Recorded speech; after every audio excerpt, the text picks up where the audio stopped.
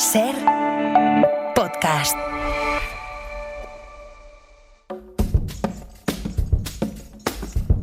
Hoy por Hoy Magazine.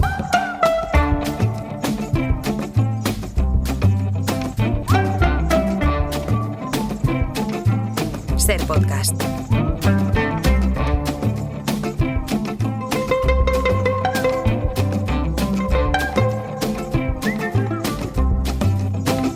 You know you better stop making your apology.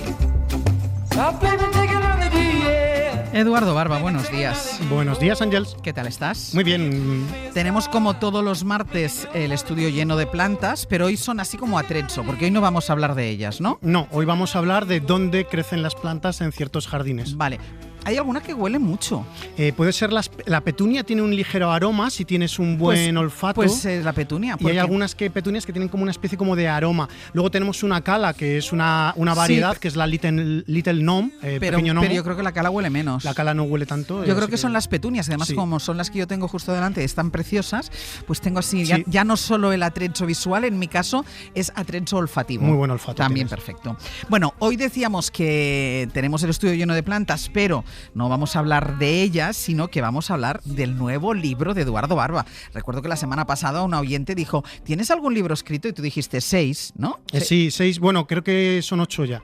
¿Este es el octavo? Van creciendo, sí. ¿Este es el octavo? Son 8 libros de muy diverso ámbito y luego en muchos catálogos de Museo Nacional del Prado, de otras instituciones. Pues este libro que tengo yo en las manos se titula Jardines íntimos, un paseo por jardines españoles llenos de magia, publicado por la editorial Anaya.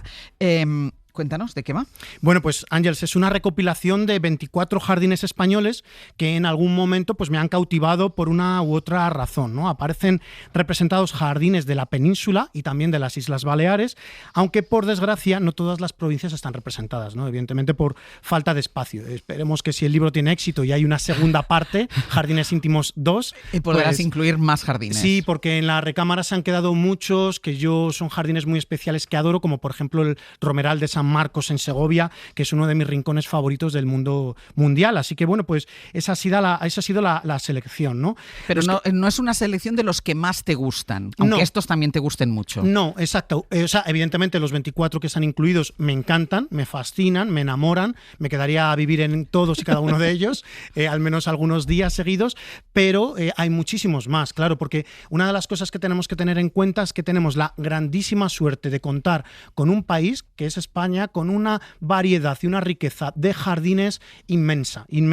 Y veréis cómo en el libro aparecen desde pequeños y coquetos jardincillos hasta parques incluso, como el Campo Grande de Valladolid, que es pues uno de mis parques públicos favoritos de España, uno de los 25 que tengo. Pues abrimos el libro y nos encontramos 2 pazos, el de Oca, que está en Pontevedra, y el de Santa Cruz de Ribadulla, que está en A Coruña.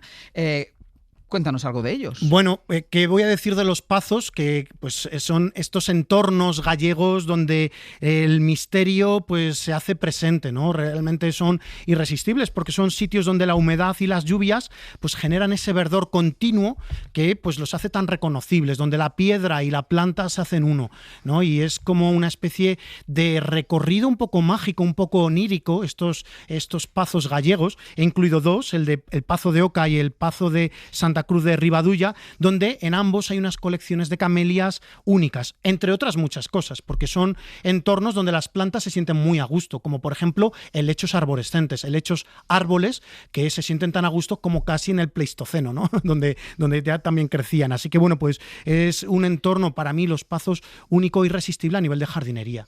El Pazo de Oca dices que proclamado como el Versalles gallego. Sí, porque tiene una estructura que mezcla lo clásico con pues líneas de pues, alineaciones de árboles. Por ejemplo, está una avenida de tilos que es única. Es preciosa. Con una proporción además magistral, porque en muchos de estos jardines lo que nos encontramos es el buen hacer de paisajistas del pasado y del presente, porque también hay jardines actuales, pues que nos enseñan a cómo hay que modelar estos entornos únicos, ¿no? Así que yo creo que la gente se va a imbuir de mucha belleza en estos al sitios. final de cada jardín, en el libro, Eduardo incluye una doble página en la que hablas de los colores y los aromas. Mira, antes que decía yo también, y los aromas de los jardines, porque huelen jardín diferente, un jardín a otro. Sí, mira, yo una de las cosas, Ángeles, que quería con esta guía era pues paliar una cosa que yo normalmente, yo tengo muchos libros de jardinería a nivel, pues eso, de jardines, pero una de las cosas que me doy cuenta en todos los que yo tengo, es que no se libra ni uno, es que la planta no ocupa el lugar predominante, siendo la materia prima esencial de cualquier jardín. Evidentemente es el trazado, Sí, por supuesto. sí. Sin un buen trazado, por mucha planta bonita que metas, no hay nada que hacer.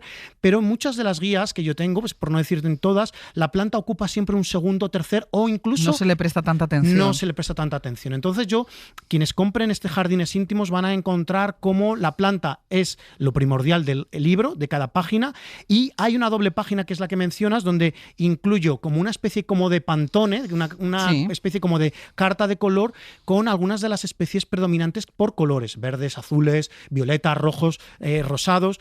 Entonces, bueno, pues eso me ha gustado como extraer esa esencia cromática de cada uno de los Pero esto jardines. correspondería al color de cada una de las plantas. Exactamente. Aquí yo no sé qué estás leyendo en el boj, en el color verde, pero el verde... El boj es color verde, Claro. el azul es lila de California, Claro. el amarillo margarita sudafricana, Claro, por ejemplo. exacto, voy como trenzando esto. Y luego los aromas. Para quienes podemos gozar del sentido del olfato, pues los aromas son imprescindibles también en un jardín. Y he incluido, pues por un lado, las hojas, las flores también, o incluso los frutos que aportan aroma también. Es como una seña de identidad del jardín. ¿Qué oleríamos en estos dos pazos, por ejemplo? Bueno, pues el boj está presente, sin lugar a dudas, porque el boj tiene a través de la hoja pues ese aroma sutil, dulce, un poco acre, pero a la vez dulce. Es una cosa muy rara el aroma del boj. O, por ejemplo, las camelias, pero no la camelia japónica, sino hay una que es la camelia sasanqua, que es una camelia que a mí me encanta. Es una camelia que florece en el otoño y tiene un aroma tan sutil, un punto a té negro también, un punto ¿Pero y dulce. se percibe cuando paseas por el jardín? Sí. La camelia, bueno, el boj sin lugar a dudas, Sí. El boj te va arrastrando, muchas veces en un día calmo sobre todo, si hay lluvia quizás no tanto a veces, pero la camelia sí, por ejemplo.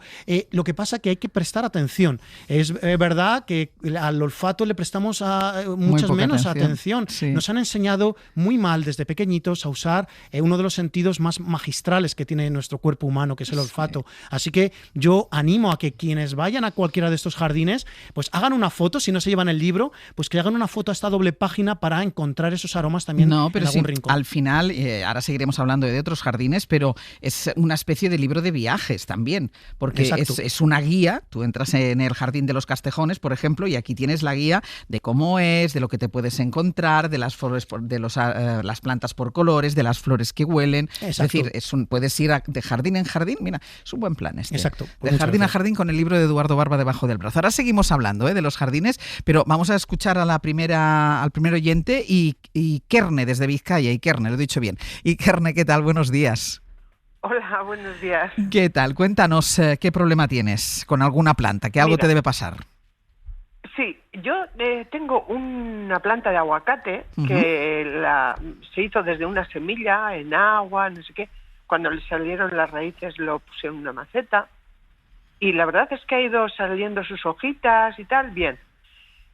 Y le cambié a una maceta un poco más grande porque veía que se estaba haciendo pequeño. Pero ahora se está quedando como un poco floja y le está saliendo la raíz por la parte de abajo de la maceta. Ujú. ¿Cómo es de grande la maceta, Ikerne? ¿Un palmo de ancho? ¿Cómo te explico? Bueno, es simplemente el diámetro, más o menos, como una pelota de fútbol. Pues un tiesto grande, o sea, una maceta grande, pues como de 30 centímetros de diámetro. Ajá, no sé, bueno, ya es muy la buena parte de maceta. arriba. Es muy buena maceta, Ikerne. A ver, hay que tener claro lo que se quiere conseguir con ese aguacate. Lo que es normal es que cuando cultivamos un aguacate en casa, pues queramos tener el arbolito a modo de recordatorio de aquel aguacate que nos comimos hace 5 años en una ensalada y que, bueno, que luzca ahí al lado nuestro. Lo que tienes que tener claro es que, pues, ese aguacate, si no lo pasamos a tierra o a un gran macetón, nunca nos va a hacer esa masa grande que se espera de un aguacate, que sabemos todos que es un mediano a gran árbol, y ahí lo que tienes que tener claro es que si quieres lo puedes ir podando, por ejemplo. Lo que tienes que también tener en cuenta es abonarlo, porque es un aguacate que se te irá viniendo abajo poco a poco, como les ocurriría a los nuestros. Nosotros tenemos 3 en una maceta en la terraza, están enormes. Hay uno que ya mide 1,60 m, 1,70 m quizás, se ve, o casi 2 metros. Casi 2 metros, Me está ¿en diciendo serio? se ve 2 metros. Es que está muy grande. Yo lo voy podando todos los años, lo voy recortando para que la masa se quede más contenida en la parte baja, y yo y Kerne lo que hago es todos los años lo abono 2 veces incluso, para que tenga una buena masa, que genere buenas hojas. Entonces, tú no te preocupes porque salga la raíz por abajo. La raíz tiene una cosa que no existirá en la RAE, que se dice contactismo. La raíz lo que hace es, en cuanto toca algo, sigue las paredes del tiesto, e incluso la raíz es muy fácil que vaya a los agujeros. ¿Por qué? Porque es el último sitio por donde se pierde el agua. Claro. Y es el último sitio donde permanece muchas veces húmeda ese sustrato, ¿no? Entonces, tú no te preocupes por esa raíz, la puedes cortar sin ningún problema, y lo que sí, abónalo. Y cuando recupere un poco de masa, lo que puedes hacer es recortarlo, irlo recortando como si fuera un bonsai. ¿Te parece? Pero por la parte de arriba. Claro, O sea, parte de arriba va lo que es recortando. la parte de arriba. Eso es, va recortando las ramas para conseguir que haga frondosidad y que el aguacate ramifique. Porque si no se queda muy feo, si no se queda como una especie de antena de televisión. Abonarlo 2 veces, recortarlo para que tenga Sí. una buena masa, y la raíz esta, si nos molesta, la cortamos Se y corta. no tiene ningún Nosotros problema. decimos en jardinería repicar la raíz. Repicar cortar. la raíz. Bueno, pues a ver si estos aguacates tiran para adelante. Sigo con el libro de Jardines Íntimos. Has seleccionado 24. ¿A cuál volverías una y otra vez? Bueno.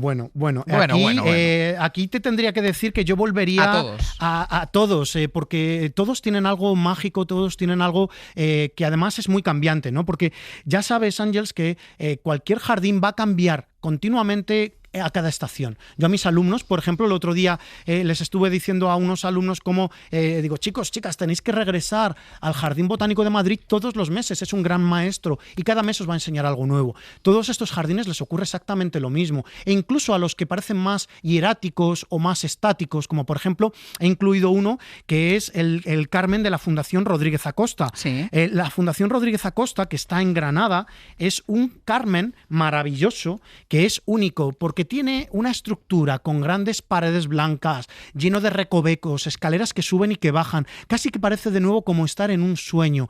Y las plantas se ven pues constreñidas, no constreñidas, se ven reducidas a una selección muy escasa de especies. Pero aún así, pues vamos a tener una glicinia que nos va a florecer en la primavera, un rosal también maravilloso, una parra virgen que se va a poner rojiza. Entonces, todos y cada uno de ellos son sitios para regresar una y otra vez. Pero veo además que son tipos de jardines muy distintos, porque hemos empezado por 2 pazos, pero ahora estábamos en un Carmen. Es decir, Exacto. Exacto. hay un poco una muestra, como un aperitivito de cada uno. Exacto, porque cada región española tiene una personalidad propia y única con respecto también a sus jardines. Nosotros hablamos siempre pues de la gastronomía, por supuesto, de la vestimenta tradicional, ¿no?, que podríamos encontrar, pero es que cada rincón es diferente, desde esos pazos gallegos que has mencionado hasta los patios andaluces y castellanos. Porque un patio también es un jardín. Un patio es un jardín, además con una herencia romana sobre todo, que es única. Es increíble cómo nuestros patios han bebido desde hace 2000 años de aquella herencia de los romanos. Cuando piensa en un jardín, piensa en un espacio enorme, abierto, Sí. y un patio también es un jardín. Bueno, fíjate, a mí hay uno que me cautiva, que yo creo que coincidirán muchos oyentes que lo conozcan, que son los patios de Viana, en Córdoba, que es como una especie de, yo siempre le digo como una matriusca, ¿no? Es como esas muñecas que abres una Y grande, sale otra, y sale y otra. otra. No se te acaban los jardines en los patios de Viana, porque vas de un patio a otro, parece que no se termina. Es como un poco Alicia en el País de las Maravillas. Un jardín que te haya sorprendido por completo. Bueno, Lítica. En Lítica, está en Menorca. Es uno de esos rincones que a mí me cautivó por completo, porque en Lítica lo que nos encontramos es pues unas canteras abandonadas. Unas canteras abandonadas que lo que ha hecho magistralmente... Canteras de Marés. Exacto, las canteras de Marés, de la piedra de allí, que la conoces bien. Bueno, pues lo que han hecho ha sido esta fundación maravillosa, es el ajardinar ese espacio. Es decir, de una cosa que parecería casi como una herida al terreno, como un hueco, un vacío que se ha originado, se ha rellenado, se ha aportado un sentido a ese lugar y se ha restañado una herida. Es una cosa que a mí me emocionó. Yo tuve la suerte además de recorrerlo con José Bravo, el jardinero, uno de los creadores de este espacio, junto con Leticia, y bueno, pues es una cosa que es maravillosa, es realmente emocionante ver cómo cada cantera enorme hay un jardín, el Jardín del Granado o laberintos. Hay 2 laberintos preciosos, que son increíbles, uno de piedra y otro hecho con plantas, que son sitios únicos. Es una manera de recuperar, porque es verdad que una cantera es una herida en la tierra, es un agujero en la tierra. Exacto. Es decir, que eso puedes abandonarlo y dejarlo, o puedes convertir eso en un espacio mágico, porque Lítica es completamente mágica. Sí, además dan conciertos, bueno, Sí, es increíble. Bueno, en muchos de estos jardines que están aquí, yo entiendo que muchos se harán eventos y cosas de esas, porque es un entorno fantástico. Mira, Mati desde Gandía, muy buenos días. Buenos días. A ver, Mati, cuéntanos. Pues es que tengo 2 benjamines ficus, 2 ficus benjamines, mejor dicho. Sí. Y estaban preciosos porque me los regalaron chiquitos, los puse en una maceta bonita, bien, y iban preciosos, estaban muy bien los dos, uno es de hoja verde total y el otro es una hoja verde pero pintada, Sí. o sea, es más blanquecino. Sí. Y muy bonitos, pero no sé qué pasó, que con el riego normal, que yo con un palito siempre suelo a ver si está abajo más húmedo o menos, y está siempre el riego bien, y hace como 3 o 4 meses empezó a caer hoja. Yo digo, bueno, pues no sé si es porque es primavera, en principio de primavera, bueno, ya era pues eso, 3 o 4 meses. Y nada, me fui a un centro de estos que venden fertilizantes, me dijeron que les pusiese un poquito de hierro, les puse un poquito de hierro, aquello no iba, luego ya no sabía qué hacer con el riego y al final pues fui otra vez a la tienda, me dieron un abono, puse un poquito de eso de gusanitos de abono y ahora está cayendo la hoja, pero muchísimo y amarilla. A ver, Ya no sé qué hacer. ¿qué nos está pasando? Bueno, pues Mati, Eso. el problema de los ficus es, lo hemos tratado aquí alguna vez, que son plantas que cuando mantienen el equilibrio, nosotros tenemos aquí un ficus benjamina, Está precioso. lo tienes ahí, Ángels, a la Sí, derecha, sí, está sí, tremendo, está con un vigor desde hace 3 años que lo rescatamos, Claro, ese estaba muy claro. moribundo. Claro, nosotros... Lo que tenemos que tener en cuenta para cualquier persona, no solo Mati, que tenga un ficus benjamina, lo primero es, lo de siempre es la luz. Son plantas... Tienen luz. Exactamente. Tienen luz. Quieren mucha luz, que seguro que tú lo estás Sí. haciendo bien, pero por si hay otra Sí. oyente que nos está escuchando, el ficus benjamina le encanta tener una luminosidad muy alta, incluso si le da Sí. algún rayo de sol a primera hora de la mañana, todavía se va a poner más feliz. Y lo que tenéis que Sí. tener en cuenta siempre es la retención de agua. ¿En esa maceta había macetas? Pregunto.